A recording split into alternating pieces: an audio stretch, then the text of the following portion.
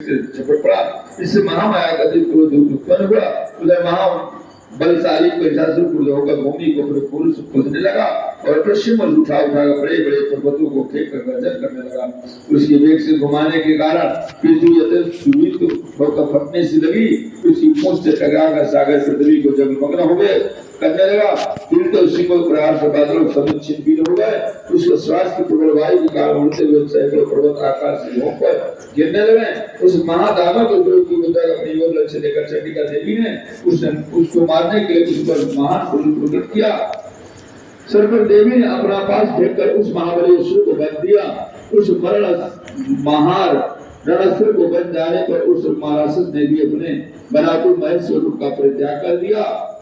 देखिए वैसे पार नहीं पाएंगे। तुरंत वह दैत्य मायावी सिंह के रूप में देवी के सामने आ गया। ऐसे जैसे अंबिका ने उसका सिर छेदन करना चाहा, देवी राक्षस खड्गधारी पुरुष वेश में दिखाई पड़ने लगा। देवी तत्काल बाण दृष्टि करके ढाल और तलवार से उस महिषासुर को भेज दिया। तब वह मायावी राक्षस गजराज के रूप में प्रकट हो गया। देखते रहिए कितना रूप बदल रहा हमेशा। गजराज के वेश में वह राक्षस अपने सूंड से देवी के विशाल सिंह को खींचने लगा। खींचने का प्रयास करते देवी ने अपनी तलवार से उसकी सूंड काट ली।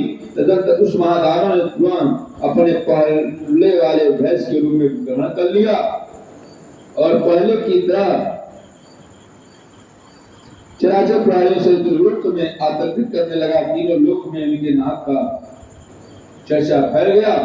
अथवा जगत जननी चंडिका भवानी बारंबार उत्तम मधुपान करते हुए आंखें लाल करके हंसने लगी। वो राक्षस बल और पराक्रम की मध्य से उन्मत्त की बात घोर भजन करने लगा और अपने शुभ उठा कर प्रभुत्व के लिए निक्षेप करने लगा।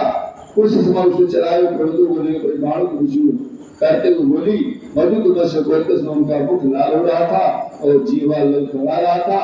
देवी बोली, हे मूढ़, मैं जब तक मधुपान करती हूँ, जब तक मैं पान को खाती हूँ, तब तक तू खुद मनमानी कर ले। मेरे हाथ से मृत्यु होने पर शीघ्र ही देवगढ़ भी गजब करेंगे। ऋषि महाराज ने कहा, अगर देवी उछलकर उस दर्द पर चढ़कर बैठी, अपने पैरों को उसे दबोच कर देवी ने शूल से उसके कटस्थल में प्रहार किया। दबा के शिकंजे में जगह होने पर महिषासुर अपने मुख से दूसरे रूप में बाहर होने लगा। अभी वह शरीर के अर्धभाग से भी बाहर निकल सका था। देवी ने अपने बल से उसे रोक दिया। इति श्री मार्कंडेय पुराणे समाधि मनवंतर देव महात्म्य महिषासुर वधु नामक द्वितीय समाप्त हुआ। उवाच 3 श्लोका 41 एवं 44 मात्र 217 युवत अर्ध निर्गता अवस्था में ही देवी के साथ युद्ध में लग गया। जब देवी ने बहुत बड़ी तलवार से उसके मस्तक का छेदन कर दिया तो महिषासुर मरते ही उसकी बची खुची सेना हाहाकार करती हुई भाग खड़ी हुई तथा समस्त देवते आनंदित हुए। देवताओं ने दिव्य मनुष्यों के साथ मिलकर भगवती दुर्गा की प्रार्थना की। गंधर्व प्रमुदित होकर गान करने लगे, अप्सराएं भी नाचने गाने लगी। इस ब्रह्मांड पुराण की सवारी मनवंतर कथा के अंतर्गत देवी महात्म्य बलि महिषासुर वध नामक तीसरा अध्याय समाप्त हुआ। बोलिए आनंद कंद भगवान की।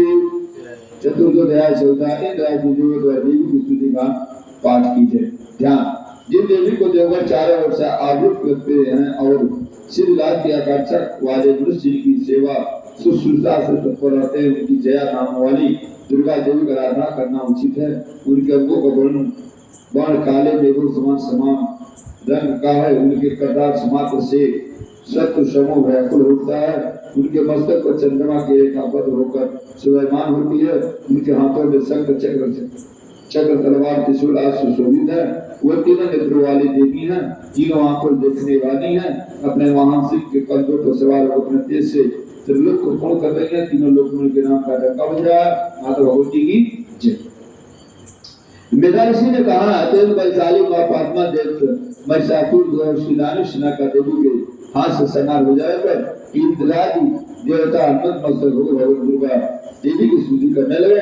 ऐसे समय उनके सुंदर अंगों पर उल्टा के कारण रोमांच हो रहा था। देवताओं ने कहा, आपका स्वरूप सब देवों की शक्ति समूह है। आपने शक्ति संपूर्ण विश्व को व्याप्त कर रखा है। आप सब देवों के मनुष्यों को द्वारा परम पूजनीय वंदनीय है। हे जगदम्बा, हम आपको भक्ति भाव प्रणाम करते हैं। आप हम लोगों का कल्याण करें। जिन देवी के अतुलनीय प्रभाव और शरण का वर्णन करने